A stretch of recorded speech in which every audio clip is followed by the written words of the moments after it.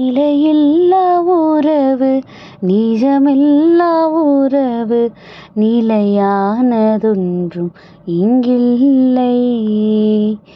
நேற்றும் இன்றும் என்றும் மாறாத தெய்வம் நீ மட்டும் போதும் எப்போதும். நீ மட்டும் போதும், நீ மட்டும் போதும், நீ மட்டும் போதும் எப்போதும். பொய்மையிலே விழுந்து போலியாக நடந்து பொழுதெங்கு போகுது கலிந்து. உண்மைதனை உணர்ந்து உறுதியுடன் எழுந்தால் ஊதியங்கள் தேவையில்லை நமக்கு. நீ மட்டும் போதும் என் வாழ்வு மாறும். நீ மட்டும் போதும் என் வாழ்வு மாறும். நீ மட்டும் போதும் எப்போதும். நிலையில்லா உலகு நிஜமில்லா உறவு நிலையானதொன்றும் இங்கில்லை. நேற்றும் இன்றும் என்றும் மாறாத தெய்வம் நீ மட்டும் போதும் எப்போதும். ஹாய் குட்டீஸ், எல்லோரும் எப்படி இருக்கிறீங்க? நல்லா இருக்கீங்களா? ஹாப்பியாக இருக்கீங்களா? நம்மளை ஹாப்பியாக வச்சுக்கிறதுக்கு நமக்கு இவங்க இருந்தால் போதும், இவங்க நம்மளை எல்லா சூழ்நிலையிலையும் பார்த்துக்குவாங்க அப்படிங்கிற அளவுக்கு நம்ம எல்லாரோட லைஃப்லையும் ரொம்பவே ஒரு முக்கியமான பர்சன் எப்பயும் நம்ம கூட இருக்கும்போது நம்ம எதுக்காவது சோர்ந்து போகலாமா குட்டீஸ்?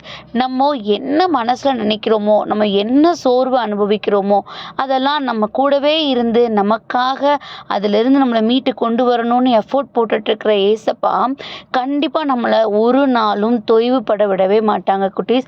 எல்லா சூழ்நிலைகள்லையும் அவர் கொடுக்குற பலன், அவர் கொடுக்குற பாதுகாப்பு, அவர் கொடுக்குற அரவணைப்பு நம்மளை எந்த விதமான சோர்வுகளை நம்ம சந்திச்சாலும் கூட அதிலிருந்து மீண்டு வரும்போது பல மடங்கு நம்ம என்ன பண்ணுவோம், ரொம்ப ஸ்ட்ராங் ஆகிட்டு தான் வெளியில் வருவோமா குட்டீஸ்.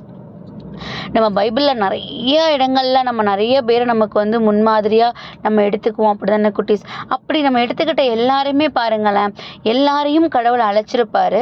அந்த அழைக்கும் போதே அவங்க ஒரு தயக்கத்தோடு தான் அதை என்ன பண்ணியிருப்பாங்க, அக்செப்ட் பண்ணியிருப்பாங்க. அப்படி அக்செப்ட் பண்ணிட்டாலும் கூட அதில் நிறைய பிரச்சனைகளை அவங்க சந்திக்க நேர்ந்த போது கூட எந்த இடத்துலையும் கடவுள் அவங்கள விட்டு கொடுக்காதவங்களா அவங்க கூடவே நின்று அந்த காரியத்தில் அவங்க ஒரு மிகப்பெரிய ஒரு ஒரு ஆசீர்வாதத்தை பெரும்படியா அவங்க பல கண்களுக்கு முன்னா ஒரு சாட்சியா நிற்கும்படியா என்ன பண்ணியிருப்பாங்க, கடவுள் அவங்களை நிற்க வச்சிருப்பாங்க. அப்படிப்பட்ட ஒரு அழைப்பு தான் நம்ம எல்லாருக்கும் கொடுத்து இந்த உலகத்துக்கு நம்ம வந்திருக்கிறோம். இந்த நொடி பொழுது வரையிலும் நம்ம இந்த உலகத்தில் வாழ்ந்துட்டு இருக்கிறது ஏதோ ஒரு பர்பஸ்க்காக கடவுள் இங்கே வச்சுருக்காங்க, அப்படி தானே குட்டீஸ்? ஸோ நம்ம அந்த பர்பஸை நம்ம புரிஞ்சுக்க ட்ரை பண்ணணும். இன்னொன்று கூட அதுக்கு எவ்வளோ இடையூறுகள், எவ்வளோ பிரச்சனைகள், எவ்வளோ போராட்டங்கள் வந்தாலும் கூட அவர் உண்டாக்கி கொடுத்த அந்த வாழ்க்கையை, அவர் உண்டாக்கி கொடுத்த அந்த பாதையில் எவ்வளவோ தடங்கல்கள், போராட்டங்கள் இருந்தால் கூட அவர் கூட இருக்காரு தானே. அவர் நம்மளை விட்டே கொடுக்க மாட்டார் குட்டீஸ். அவர் நம்மளை எப்பயும் நம்மளோட கரங்களை இறுக பற்றி பிடிச்சிக்குவார். அதை தான் இன்னைக்கு அருமையான நம்ம பாடல்லையுமே பார்த்தோமே. நம்ம அந்த உலகத்தை பார்த்து பயந்தாலும் கூட அவர் நிஜமான உறவாக நம்ம கூட இருந்து நம்மளை பாதுகாத்து பலப்படுத்தி நம்மளை வழிநடத்தி கூட்டு போயிட்டு இருக்கும்போது நம்ம எதுக்காவது சோர்ந்து போகலாமா?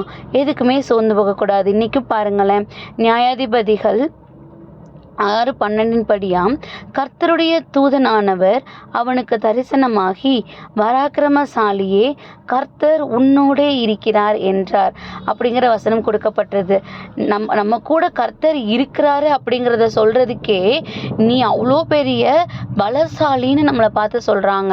கண்டிப்பா கர்த்தர் நம்ம கூட இருக்கிறாங்கன்னா எந்த சூழ்நிலைகளையும் நம்மளால கடந்து வர முடியுங்கிற நம்பிக்கையை கடவுள் நமக்கு கொடுப்பாங்க.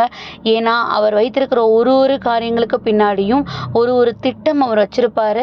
அந்த திட்டங்கள் நம்மளுடைய வளமானதுக்காகவும் நன்மைக்கு ஏதுவானதாக மட்டும்தான் இருக்குமே ஒழிய எந்த ஒரு நேரத்துலையும் நம்மளை போய் அது என்ன பண்ணாது, ஒரு மோசமான பாதையில் தள்ளாது அப்படிங்கிற நம்பிக்கை நமக்கு வேணும் குட்டீஸ். ஸோ உலகப்புறமான நமக்கு இக்கட்டான சூழ்நிலைகளை கண்டு பயந்து ஏசப்பாவை விட்டு பின்தங்கி போயிடாம அந்த சூழ்நிலையில் அவரை இறுக பற்றி பிடிச்சுக்க ட்ரை பண்ணுவோம். ஏன்னா அவரை இறுக பற்றி பிடிச்சிருக்கிறவங்க, அவர் கூட இருக்கிறவங்க எப்பயுமே பலசாலியாக இருப்பாங்க, ரொம்ப ஸ்ட்ராங்கான பர்சனாக இருப்பாங்க. ஸோ நம்மளும் ஸ்ட்ராங்கான பர்சன்ஸ் தான். ஏன்னா நம்ம கூட அவர் இருந்து நம்மளோட பாதையை அவர் வழி நடத்தி கொண்டு போயிட்டுருக்கிறாருல்ல. ஸோ நம்மளும் எப்பயும் ஹாப்பியாக அவர் நம்ம கூட இருக்கிறாருங்கிற தைரியத்தோட ஒரு காரியத்தை எடுத்து பண்ணணும் குட்டீஸ். ஸோ அதுக்காக ஏசப்பாட்ட ஒப்பு கொடுத்து ப்ரேயர் பண்ணுவோமா? அன்பான ஆண்டவர், இந்த நேரத்திற்காக நன்றியப்பா. தகப்பனே, இப்போ நீ பலசாலி, நான் உன் கூட இருக்கேங்கிறத நீ உணர்றன்னு எங்களுக்கு தைரியப்படுத்திருக்கீங்க டாடி. இந்த மாதத்துலேயும் கூட என்ன சூழ்நிலைகள் கூட எங்களுக்கு என்ன பயம் இருக்குது, இந்த மாதத்தை உண்டு பண்ணி கொடுத்தது நீங்கள். இந்த மாதத்தை நாங்கள் எப்படி கடந்து வரணும்னு எங்களுக்கு ஒரு சார்ட் போட்டு கொடுத்துருக்குறீங்க. அதுபடி நாங்கள் வர்றதுக்கான எங்களுடைய பாதையை நீங்கள் எங்களுக்கு வழி நடத்துங்க. எங்களோட இருதயத்தை நீங்கள் பலப்படுத்துங்க. ஆமீன்.